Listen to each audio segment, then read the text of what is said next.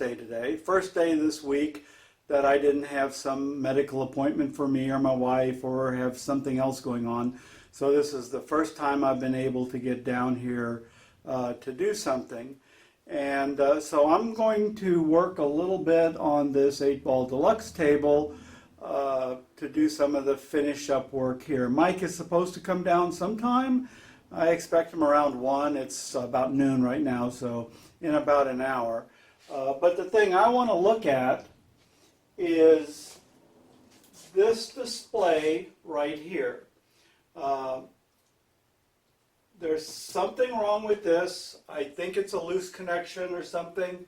In the camera, it almost looks like it's working, but it's got all zeros on it for some reason right now. Earlier it was just flickering digits like it was doing last week.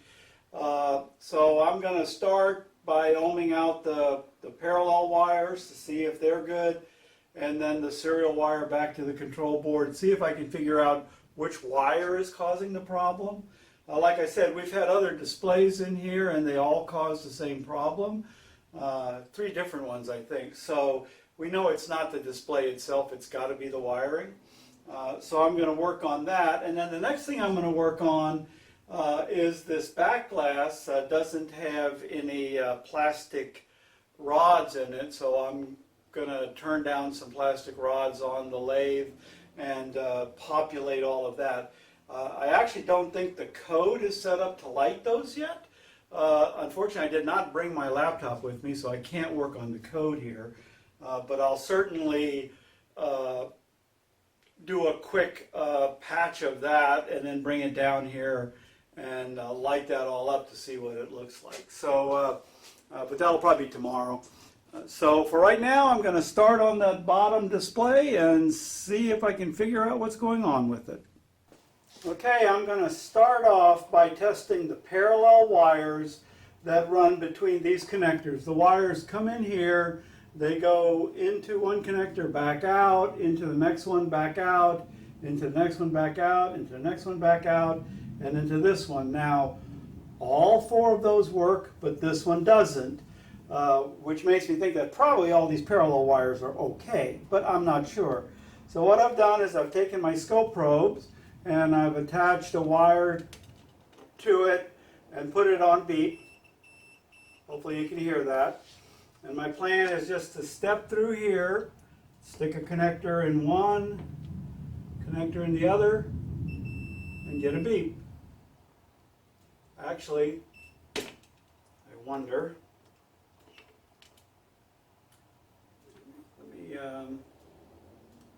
Stick this up in here so it hangs.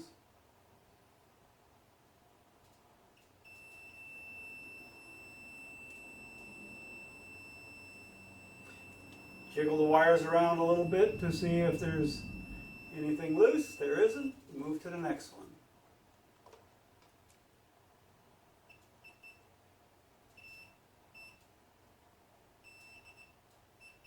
I think this is a little loose.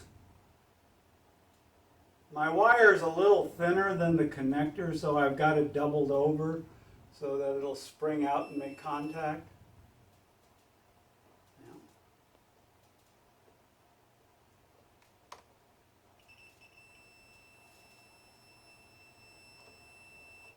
I think it's working, but it's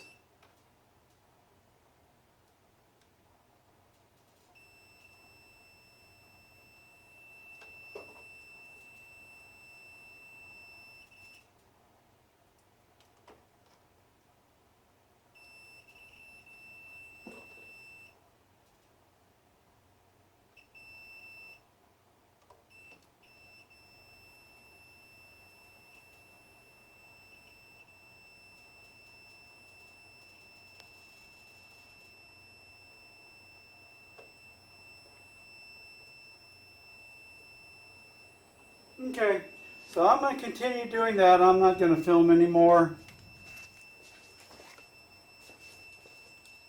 since it all looks about the same. We'll see if we can find anything that's off. Okay, I ohmed all those wires out and didn't find anything wrong. So I plugged it back together, and indeed, there's nothing wrong. It's working fine now. I hate problems that go away without me finding out what was causing them.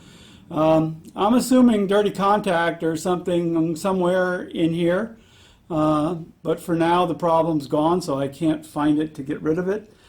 So we'll move on to something else. By the way, Mike just walked in the door a few seconds ago, so did you bring your play field that you want to look at? It's in the car. So we've got a side diversion to look at here, so we'll be moving on to that as soon as we get the stuff in from the car. So Mike has brought in an Incredible Hulk playfield.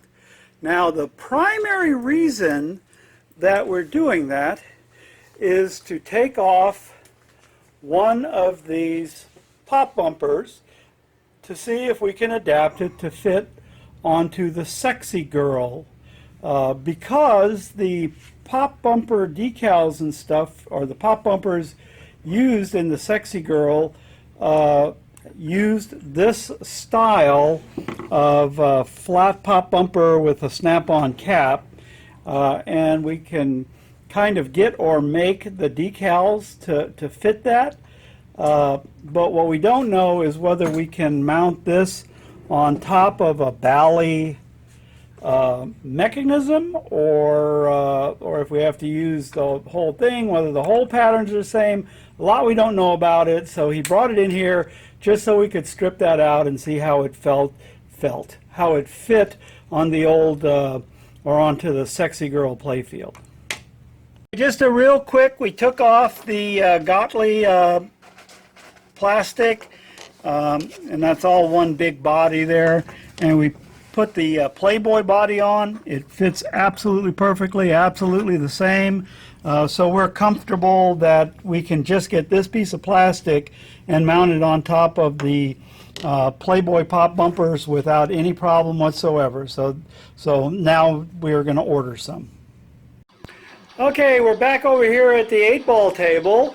We decided to play a game or two just to see if the noise and shaking and vibration made this fail, and we came across another little problem.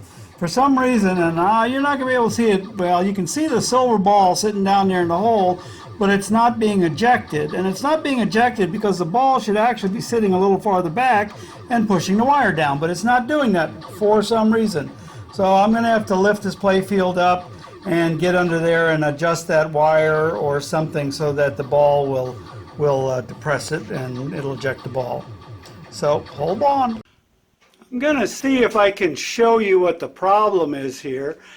So here's the mechanism that figures out that there's a ball ready to be ejected, and this wire right here, if I push it down, is rubbing against this piece of metal, so it's not going down all the way. I'm sorry, my hand's getting in the light. So the ball is just jumping over that and getting in front of it and just sitting there. So I'm going to need to take a pair of pliers and just bend this wire around a little bit so that it's not rubbing, and that should take care of the whole problem. I can't do that while I'm holding the camera though, so I'll bring you back when I got it readjusted. Okay, and with just a little bit of wire bending, that now goes up and down quite handily. Shouldn't be a problem at all, so I'll go ahead and put it back together, put the ball in, see what it does. Okay, the ball looks like it's sitting where it's supposed to be, so I'm going to go start a game and see if it ejects the ball. By the way, our display still looks like it's working correctly back there in the back. And out comes the ball.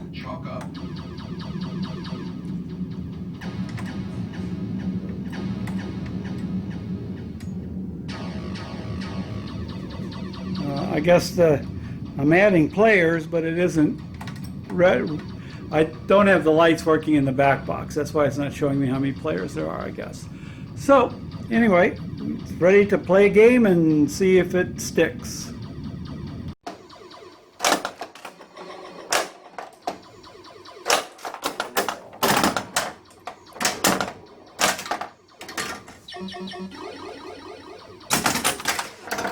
Shooting the stripes. Without this, it just feels weird. Yeah.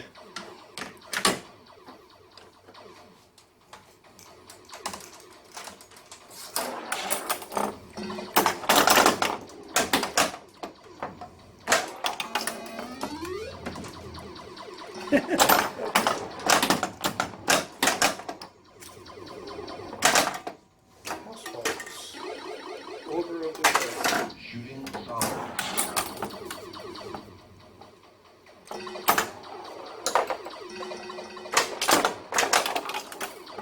Jump right over the...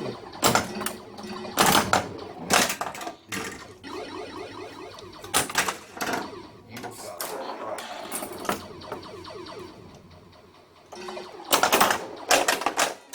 Oh, wow. Go for it.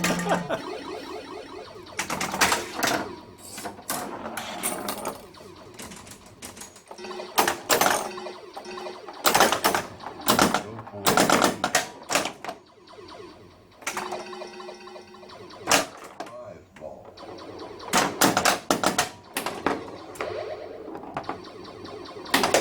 7 ball. Which is too close. Get the 11 ball.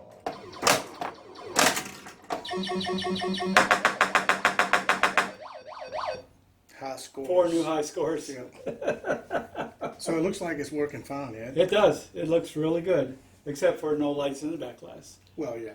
You're going to work on that next. Well, I'm working the plastic, but I didn't bring my laptop or code with me, so I can't actually turn on the lights. Okay.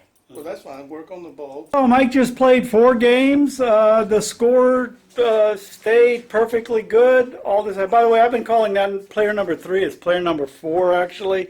But that doesn't make any difference. Yep.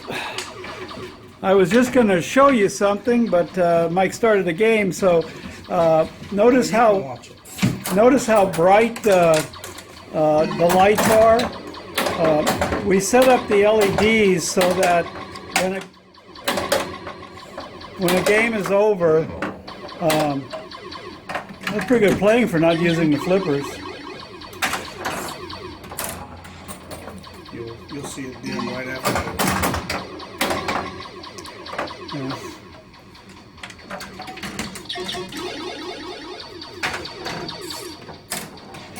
So as soon as this ball drains and the game is over, the lights will go to about 1/4 brightness. See?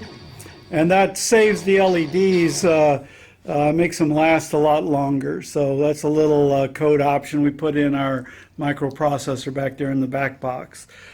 Just wanted to show you guys that. So it might be a little difficult to tell, but while I was in there playing around with that switch, Mike was in here giving a quick rough sanding to this back box here. He's going to start painting it. We're going to try a different technique this time. We're going to leave the metal on. We're going to mask it off, and then we're going to just paint and put the stencils on just to try and make it a little bit easier, because getting those twisted screws out and back in again without damaging the metal is just so hard to do. And since these are for Mike anyway, and he doesn't really care, he thinks that it'll be just fine if we just mask it off and then paint it with the metal in place. So while he's doing that there, I'm going to be over here turning some plastic pieces. Okay, took about an hour to cut all of those little pieces of plastic, but you can see that each of these LEDs has got a plastic bulb in it now. So it's ready to be turned on, but like I said, I don't have the software or my laptop here to load the software, so I can't do that right now. I'll probably come back down here tomorrow, though, and load that up and see how it looks. Mike has probably finished sanding the bottom of the play field here. He took the front of the box off. It's a little dark back here right now because we turned off the lights, because we have an exhaust fan that's got a bad bearing in it and started making noise. But anyway, Mike has decided that he would start stripping down this play field. So that's what he's been working on. But I am out of time for the day, so I'm going to say goodbye to you guys, and we'll see you a little later.